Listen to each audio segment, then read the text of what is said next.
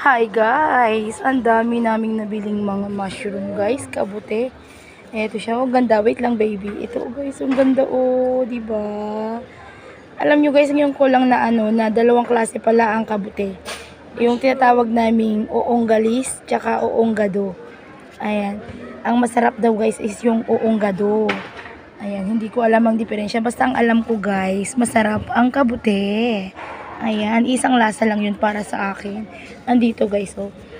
Ayan, so pity lang guys, dahil ang uong na ito, o ang kabute na ito ay hindi akin. Hindi akin to guys. Ayan, may nagpabili lang. Ayan, ang sarap. Ang sarap mo gawin itong dinengdeng.